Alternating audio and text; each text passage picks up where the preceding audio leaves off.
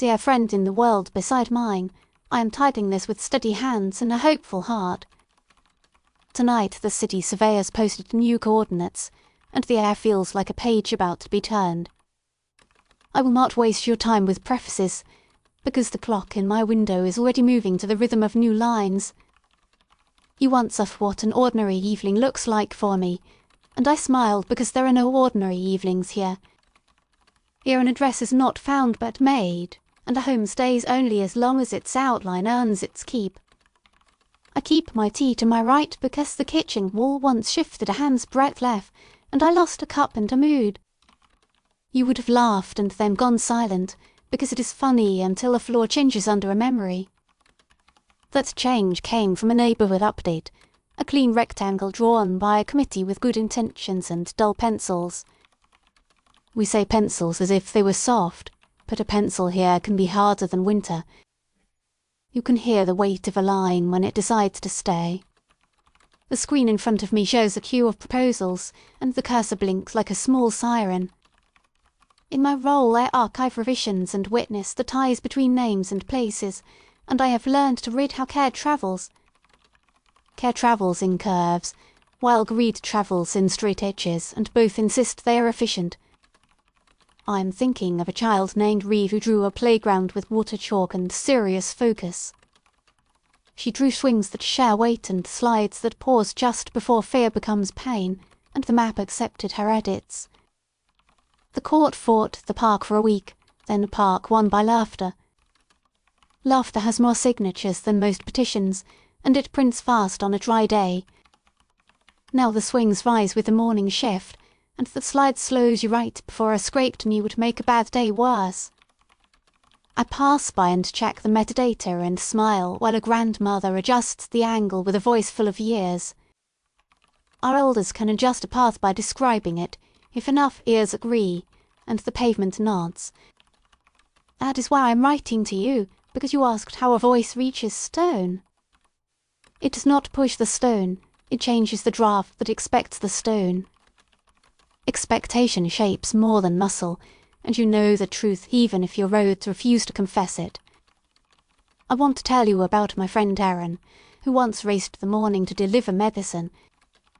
He trusted a shortcut that lived on an amateur layer, and the ground opened like an unfinished thought. We call those places white stairs, because they look like steps and feel like absence. He fell 3 steps and then the steps ended and he held to a rail that was not yet approved. The rescue did not bring ropes, it brought pens. We made a path with 4 signatures and a trembling 5th, and each stroke grew a rung under his shoes. He walked out the way a sentence walks to a period, careful and grateful. The medicine arrived late but not useless, and the family named the new alley for the hour on the label. In court the next day the judge asked why we drew without clearance, and my answer felt like a door pushed by a wind. I said that a rule that forbids help teaches people to ignore rules, and the judge could not argue with a truth written in breath. Now there is a doctrine called emergency overlay, and it leaves a long shadow when the sun hits kindness at the right angle. You would have liked the argument, because it was tidy and human at once. I keep the transcript near my desk and sometimes read it when the queue looks like a polite avalanche.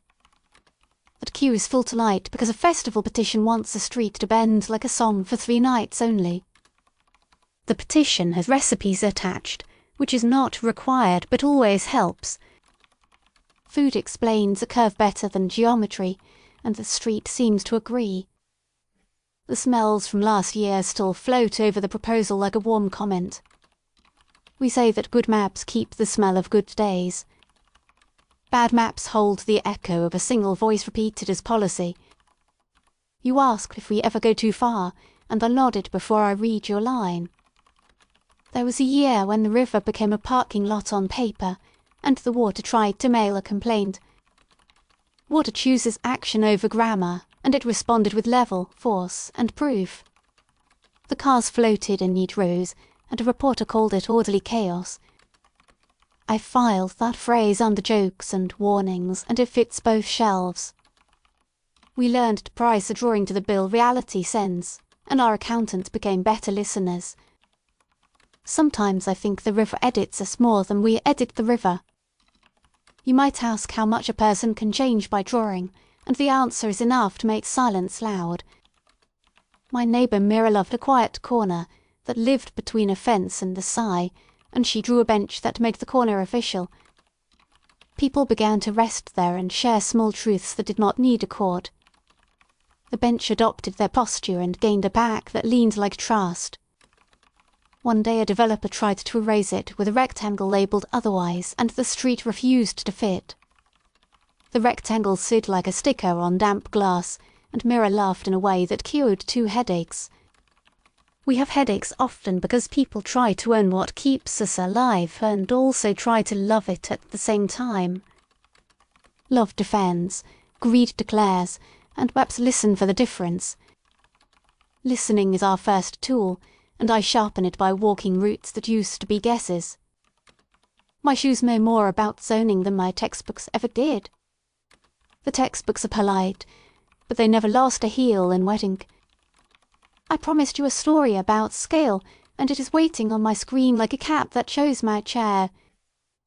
A block association tried to increase every yard by a thumb, and they argued that a thumb is human and fair. They filed 100 tiny edits, and the houses moved like shy turtles.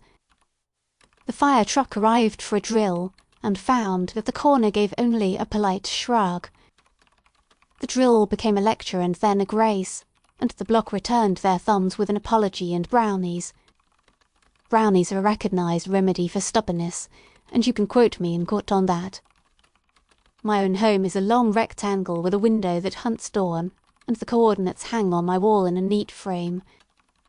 When someone asks why I frame numbers, I say the same reason people keep letters that once held a voice. Numbers here are voices with good posture. I grew up with atlases that belonged to my grandmother, and they had pencil ghosts in the margins. She wrote where the store moved after the owner married hope and chance, and she linked streets by stories instead of speed. She taught me to place a name on the map only after it earned a place in the mouth. I did not understand until I tried to label a square that never hosted a laugh. The label kept peeling and the square stayed hungry. Hunger in a place feels like cold metal on the tongue, and I still taste it when I pass. That square has a market now, small and honest, and the labels cling like sleeves to a dance. You see how memory and proof toughen each other here. Proof without memory is brittle, and memory without proof keeps tripping on the same step. We try to bring them to the same table and feed them soup. Soup is not policy, but it helps policy listen before it explains. In a week I will testify about the case called Right to Passage, and it already lives inside my voice. The idea is simple. If a path saves a life, it becomes hard to erase. Hard does not mean impossible, because we still leave room for penance, but it means the eraser must bring a good reason and good company. Good company is a witness who knows both the old pain and the new ease. I argued last month that shortcuts sometimes make a city long, and the judge asked me to repeat it slowly. I said that a good streak is not the fastest line but the kindest job. A job is how a shape proves it belongs, and I still believe that every shape deserves an interview. If you were here I would walk you through the archive where paths apply for purpose. Their resumes are written in footsteps and wheel marks and shopping lists and first dates, and they are beautiful. When I get tired I read a few and drink water and remember that fatigue is only a door with a chair in front of it. Tonight a message came from a coastal town where people want to redraw the cliff line to make room for hope. Hope is heavy when it carries rent, and the sea measures rent in tides. The town asked for a balcony on the storm, and I wrote back with a question about ladders. A balcony without ladders is a promise without stairs. They invited me to visit and listen to the wind argue with the surveyor's tape, and I will go when the calendar stops pretending to be full. We pretend often because we worry that saying yes to one path means no to others. The truth is that paths revise, and they leave notes for each other like careful siblings. I wish I could show you our night sky after a survey, because even the stars adjust their manners. They hold position so the new rooftops can learn to breathe, and it feels like a quiet choir. Our astronomers joke that constellations here are unionized, and they take breaks during major updates. Jokes help the city swallow change without choking on the edges. You once told me that in your world the map follows the land, and I thought how gentle that must feel. To follow is to learn, and to lead is to risk, and we live with both verbs open. I keep a small notebook for errors I made while I was young, and the first page has 3 streets crossed out and a tear in the corner. I raised a footpath because it looked messy, and 2 weeks later a neighbour forgot a pill they needed. The footpath had saved them minutes every day, and my neatness charged a fee I did not mean to issue. I stood at their door with soup and apology, and the footpath returned under our feet with a calm phrase. Since then I respect mess that feeds breath. I am telling you this because I want you to see my world not as a trick but as a promise. The promise is that care can be written, and what is written can feed. You do not need special ink to begin, you need a simple practice of naming what helps. Name the corner where people actually cross, and tell your council that safety likes to be expected. Name the tree that shades the bus stop, and ask for a bench that faces the story it tells. Name the place where teenagers gather to trade music and courage, and ask to keep it visible and kind.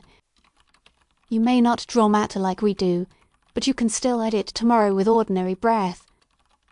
When I walk home I whisper the names of streets I love until they walk with me. They walk softer when they feel heard. I promised you a lighter story, and it lives near my window box.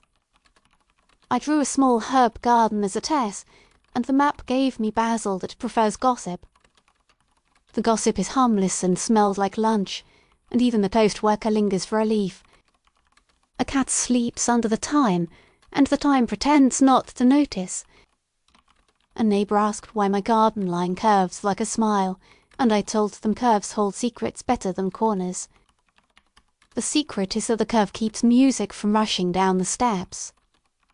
Music is shy round edges and bold round bowls, and the curve makes a bowl for the sound to rest. I take a few leaves each day and cook simple meals, and the map approves as long as I thank it with water.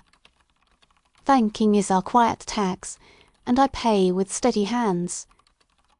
You asked how we keep from arguing all the time, and the honest answer is that we do argue a lot. We argue like people who believe in consequences, and that faith gives the fights a purpose. The worst fights are about scale, because scale is where fairness tries to sit.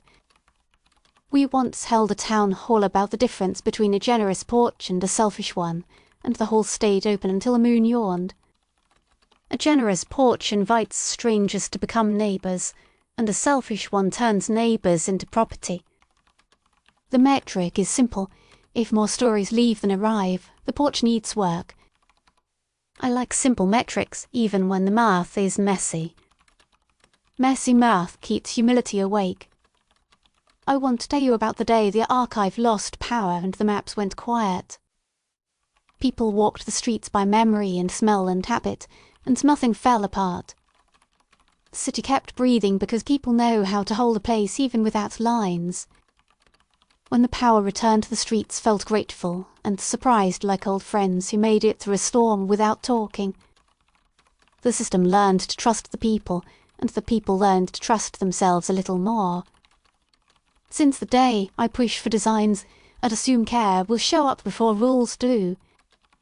Rules are important, but they should arrive like jackets and not like skin.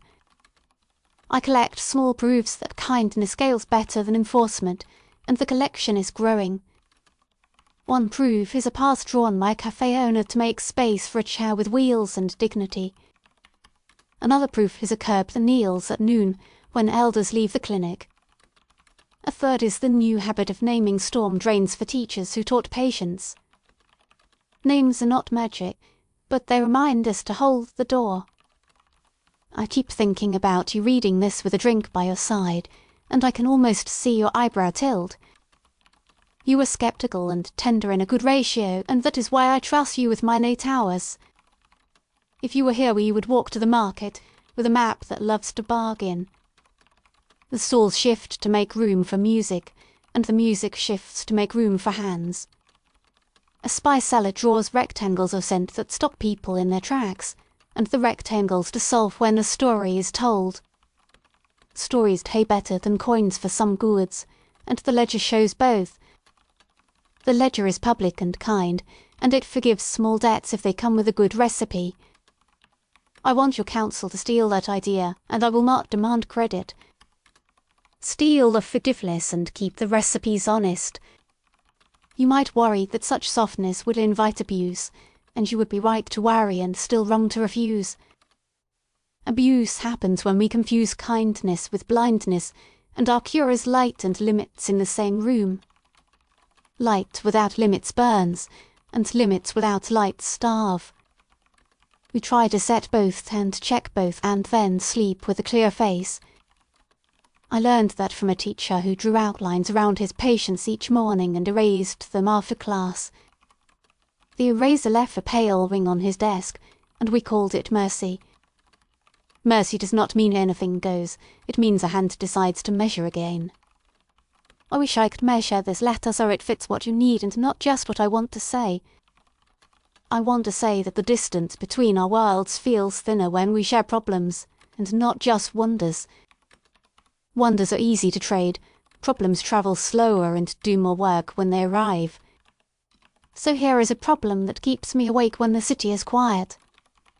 People who cannot draw or type or speak with ease still live in the same weather as the rest of us. How do we let their needs shape the ground when our tools reward the loud and the precise? Last month we started a listening unit that moves through the city and gathers changes by presence. Presence means sitting with someone long enough for the chair to learn their name. The unit is funded by a tax on erasers, and it is the best money we spend. We learned that a man named Joel needs corners that do not surprise him, because his legs forget sudden choices.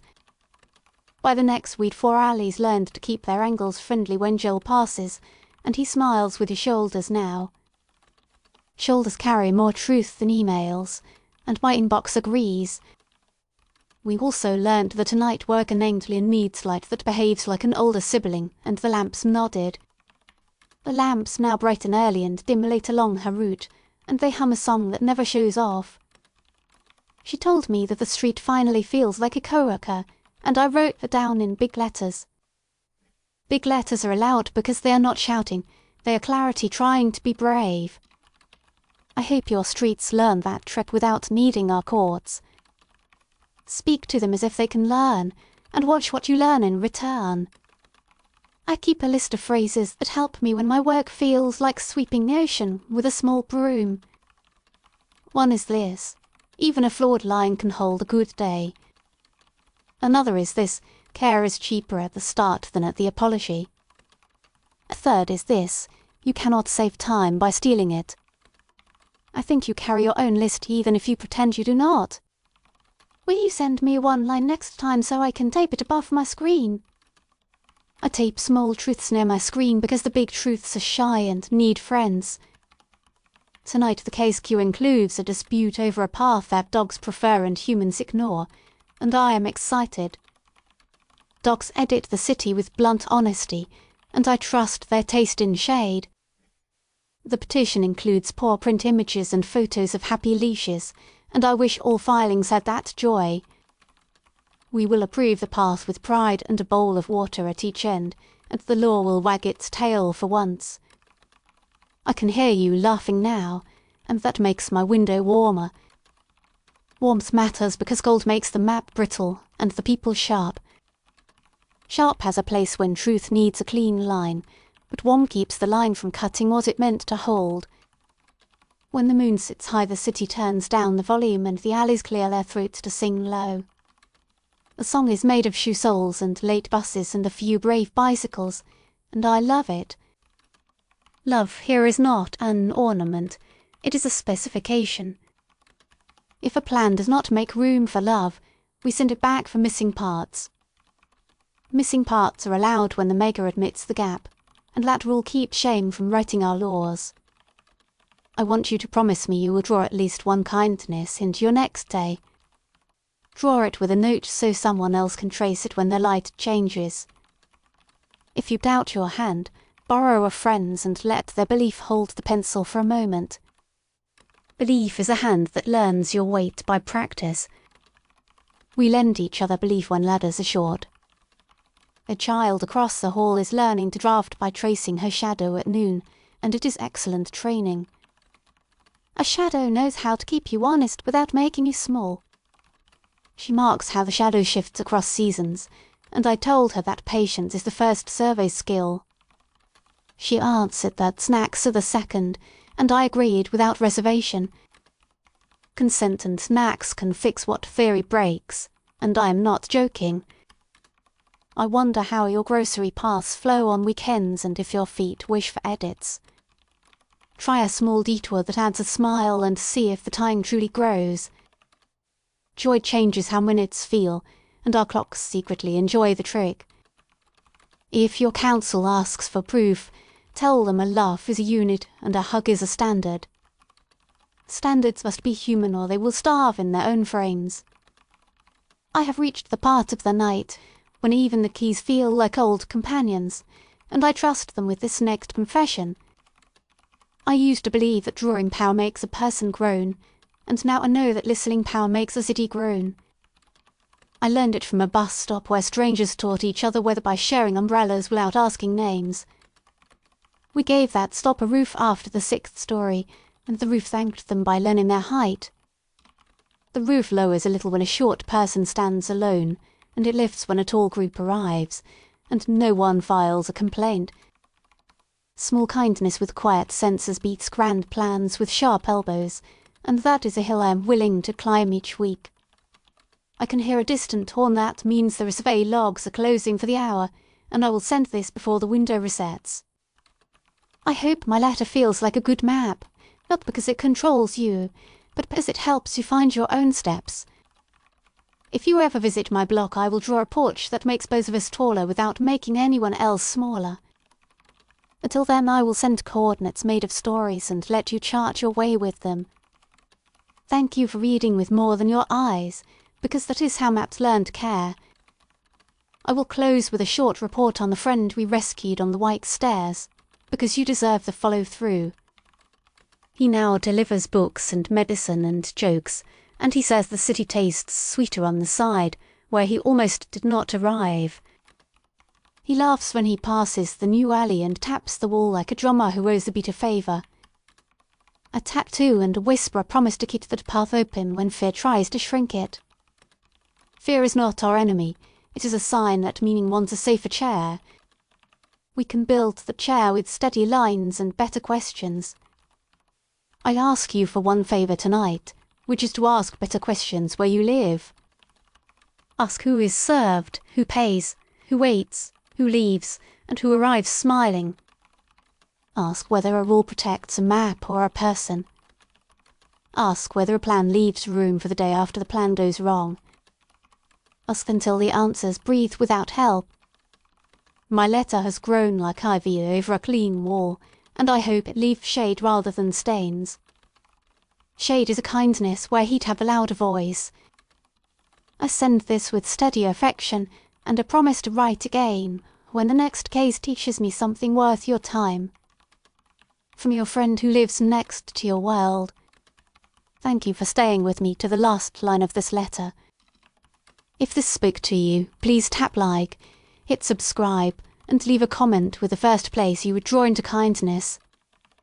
If you wish to support the channel, you can donate using the QR code at the bottom right of the video or the link in the description. In the description you will also find links to other series that live in very different worlds. I hope to meet you again in the next message, and until then please take good care and keep your pencil ready.